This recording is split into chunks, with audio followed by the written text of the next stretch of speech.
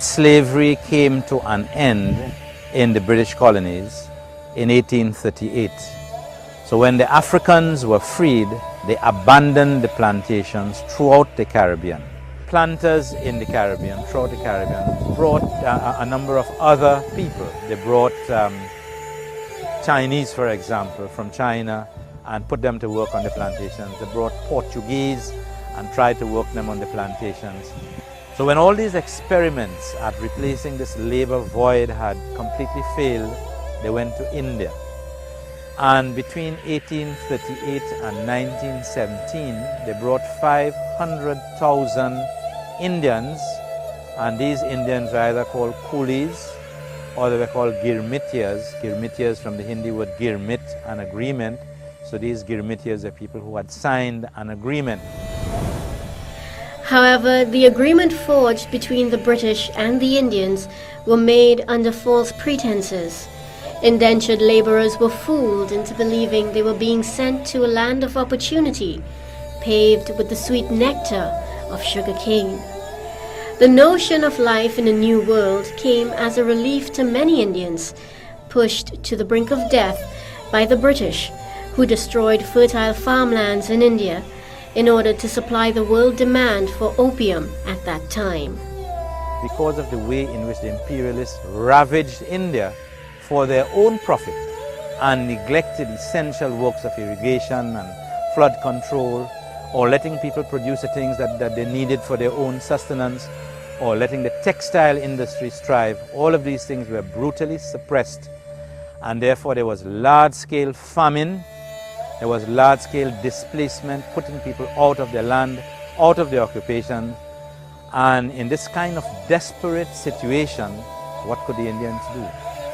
But take a boat, take a gari, that is a horse-drawn carriage, come down to Calcutta and indenture themselves to go, well, wherever life appeared to be better. The British also employed agents called arcatias to recruit potential indentured laborers. These agents traveled from village to village with tales of Trinidad, a land of sugar, where, as if by magic, fields of cane were laden with the sweet, brown crystals and the bounty which could be theirs. With the promise of a better life, Indians left their villages throughout India and headed to Calcutta. There, at the coolie depots, Indian men, women, and children signed away their lives to the British and boarded ships bound for the West Indies. They went into the sugar plantations and they went to occupy the places of ex-slaves because slavery was abolished of African people. What were the conditions like in indentureship? What were the plantations like? Was it exactly like slavery? Was it similar to slavery? Give us an idea what it was like.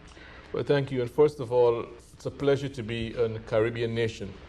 Now, to answer your question, East Indians were replacing the ex-slaves after emancipation in 1838 on the plantations. The conditions were somewhat similar. In fact, Adamson has written a very good book called Sugar Without Slaves in 1972. And what he was saying is that East Indian indentureship was a new form of slavery, in that the laws were the same. You cannot leave the plantations without a pass. Some of the brutalities were the same. For example, I have read that there have been examples where workers who disobeyed were being whipped on their back, yes, and they put salt and pepper, yes, on their backs. Yes, as they did to the slaves on the plantations. Yeah. And the whole idea under the plantation system after emancipation was to divide and rule the East Indians and the Negroes at that time. So that the system, again, to answer your question, was a new form of slavery. And East Indians on the plantations will tell you that, and scholars will tell you who have done the research, that conditions were very much similar. Mohan, you want to say something? I just want to add, he said it was a modified version of slavery. That's essentially what it was.